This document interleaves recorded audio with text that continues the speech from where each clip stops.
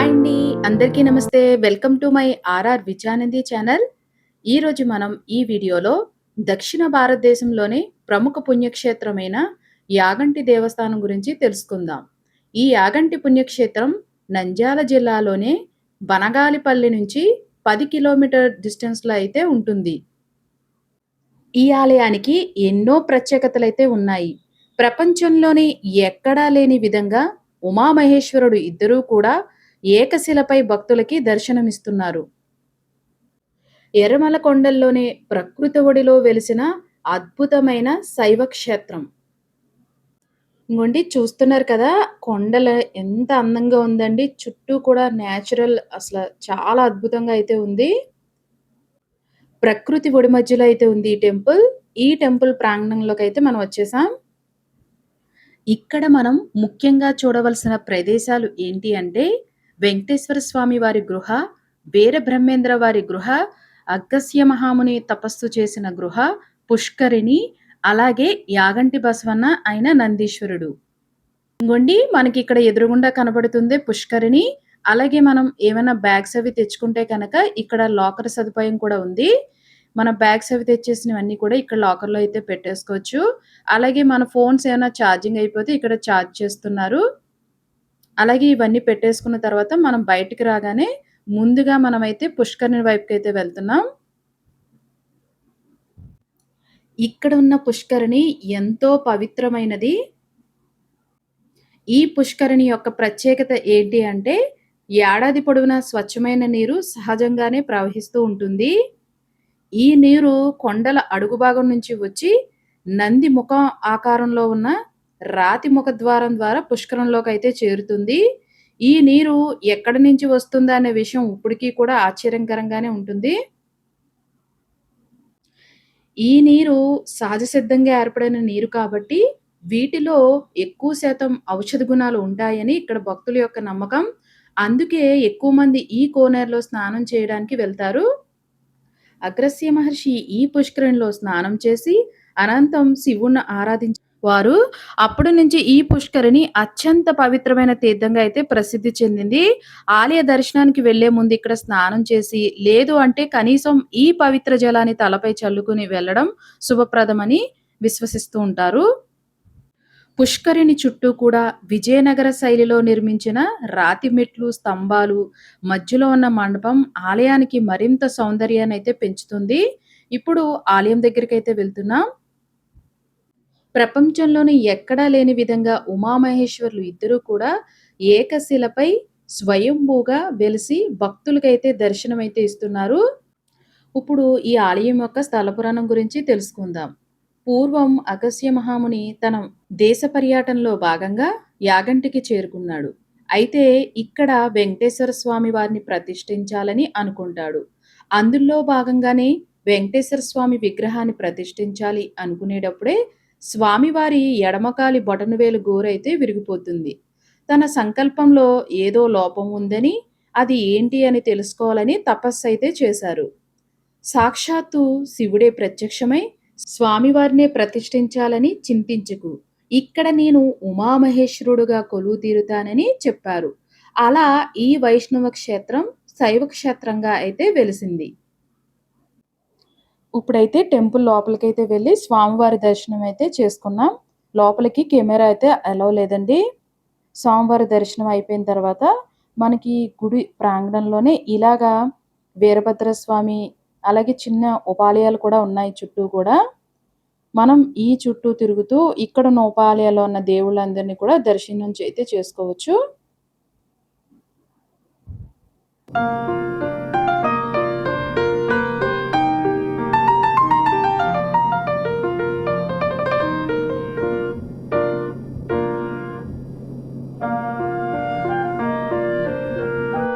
బ్రహ్మంగారి కాలజ్ఞానంలో ఎంతో ప్రాధాన్యం సంతరించుకున్న నందీశ్వరుడు గురించి అయితే ఇప్పుడు తెలుసుకుందాం. యాగంటిలోని ఈ నంది విగ్రహాన్ని యాగంటి బసవన్న అని పిలుస్తారు. ఈ నంది విగ్రహం క్రమంగా పెరుగుతుంది. గతంలో నంది చుట్టూ ప్రదక్షిణ చేయడానికి స్థలం ఉండేదంట. ఇప్పుడు ఆ స్థలం చాలా తగ్గిపోయిందని చెప్తున్నారు. ఇంగోండి ఇక్కడ మనం చూస్తేనే తెలిసిపోతుంది. చుట్టూ 4 స్తంభాల మధ్యలో అయితే నందీశ్వరుడు ఉన్నాడు గానీ, అసలు మనం తిరగడానికి కూడా ప్లేస్ అయితే లేదు. ఒక వైపుగా తిరిగైతే ఉంది నందీశ్వరుడి విగ్రహం. ప్రతి 20 సంవత్సరాలకి ఒక అంగుళం అయితే పెరుగుతుందంట. మీరు కూడా ఈ యాగంటి బసవన్ని దర్శనం అయితే చేసుకోండి. కలియుగంలో ఈ బసవన్న లేచి రంకె వేస్తే, ఆ శబ్దానికి కలియుగం అంతమవుతుందని బ్రహ్మంగారు కాలజ్ఞానంలో అయితే చెప్పారు.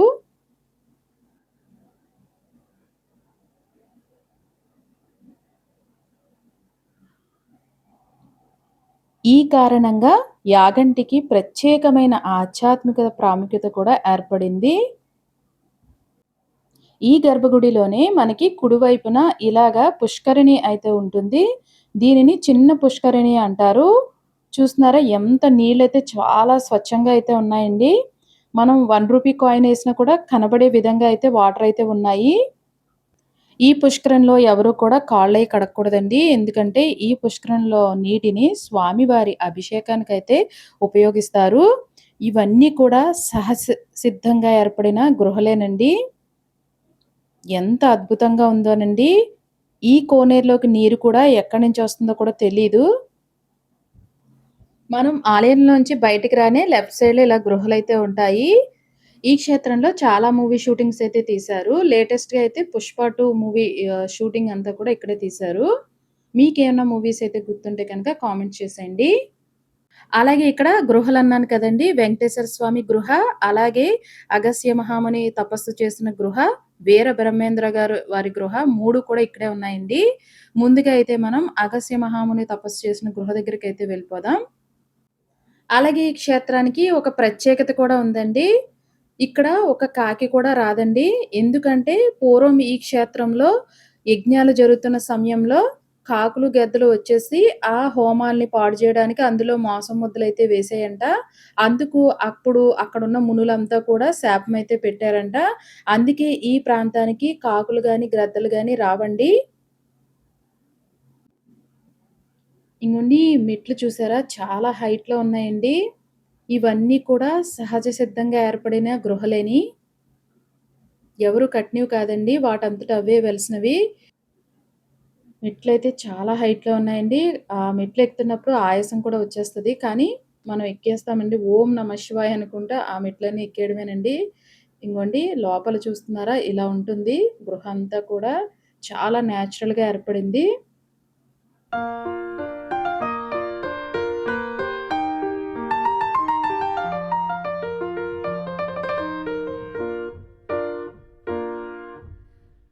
ఇక్కడేనండి మహర్షి వారు తపస్సు చేశారు. ఈ ప్లేస్‌ని చూసిన తర్వాత కిందకైతే వెళ్ళిపోతున్నాం.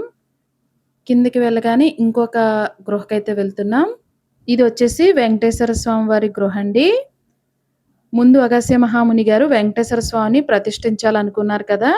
ఆ విగ్రహం యొక్క ఎడమకాలి బొటనవేలు గోరు విరిగింది కదా! ఆ విగ్రహాన్ని స్వామివారి విగ్రహాన్ని ఇక్కడైతే ప్రతిష్ఠించారు. ఈ గృహలో అయితే ఆ విగ్రహం అయితే ఉంటుంది.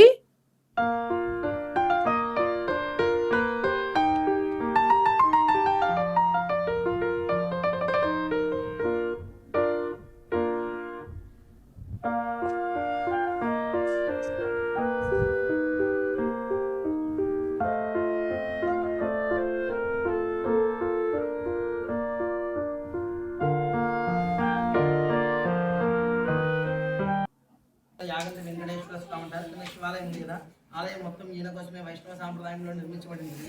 ఆలయం అంతా నిర్మించిన తర్వాత స్వామివారి విగ్రహాన్ని కొండలో ఇక్కడ చెక్కినారండి. ఇక్కడ నుంచి తీసుకుని వెళ్ళేటప్పుడు ఉలిదైలి కుడికాలు యొక్క బొడలు గోడ అనేది భిన్నమై ఉంటుంది. భిన్నమైన విగ్రహాన్ని గర్భాలయంలో పెట్టి పూజ చేయడానికి పనికిరాదు కాబట్టి అగస్టుల వారి గృహాలు ఇక్కడ భద్రపరిచారు. ఈ గృహాలు ఇక్కడ భద్రపరిచిన తర్వాత ఉమామహేశ్వరులకు ఇక్కడ కఠోర తపస్సు చేస్తున్నప్పుడు కాకాసురుడు అనే రాక్షసుడు కాకి రూపంలోకి వచ్చి ఆయన జపాన్ని భంగం కలిగిస్తారు. అందుకని ఆయన కోపం వచ్చి శాపం పెట్టారు. ఈ క్షేత్రంలో కాకులకు ప్రవేశం లేదు. అందుకని ఇక్కడ శని ప్రభావం ఆలయం దీపం వెలిగించి తీరని కోరికలు కొడితే నెరవేరుతాయండి. మనం ఏ క్షేత్రానికి వెళ్ళినా సరే వెంకటేశ్వర స్వామికి అక్కడ వక్షస్థలంలో అమ్మవార్లు ఉంటారు కాబట్టి అన్ని చోట్ల సతీ సమేతంగా దర్శనమిస్తారు. అందుకని అన్ని చోట్ల శుక్రవారమే అభిషేకం చేస్తారు.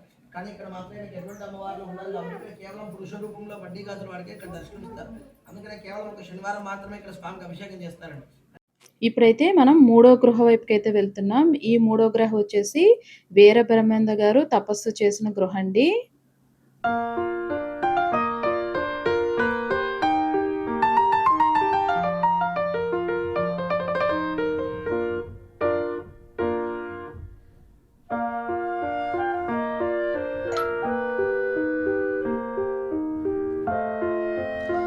ఇప్పుడైతే మనం మూడో గృహ దగ్గరికైతే వచ్చేసామండి. ఈ గృహ వచ్చేసి వీరబ్రహ్మేంద్ర గారు తపస్సు చేసిన గృహ. ఈ గృహలోనే వీరబ్రహ్మేంద్ర గారు కొంతకాలం తపస్సు చేశారండి. ఇక్కడ అదే సమయంలో తన శిష్యురాలైన అచ్చమ్మకు కాలజ్ఞానాన్ని కూడా బోధించారు.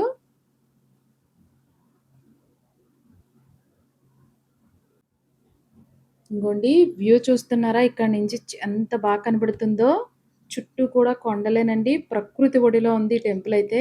చాలా అద్భుతంగా అయితే ఉంది. ఇంగోండి ఇలా మెట్లయితే ఉంటాయి. ఈ మెట్లు ఎక్కుతూ మనం అయితే పైకి వెళ్తున్నాం.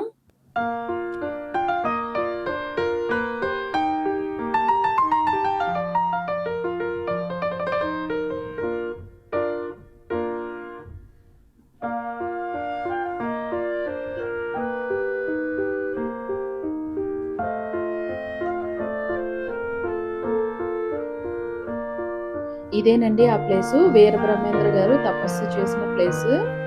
చిన్న గృహలా ఉంది లోపలికి.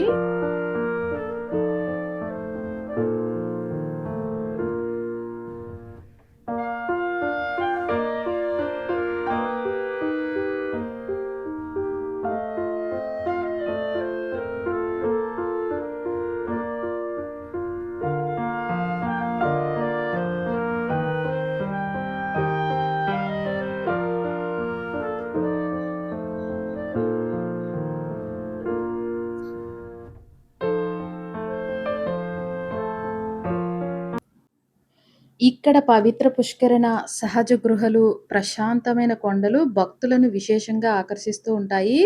ప్రతి సంవత్సరం కూడా మహాశివరాత్రి సందర్భంగా అయితే ఇక్కడికి లక్షలాది మంది భక్తులైతే వస్తూ ఉంటారంటండి. అలాగే ఇక్కడ ప్రతిరోజు కూడా నిత్య అన్నదానం అయితే జరుగుతూ ఉంటుంది.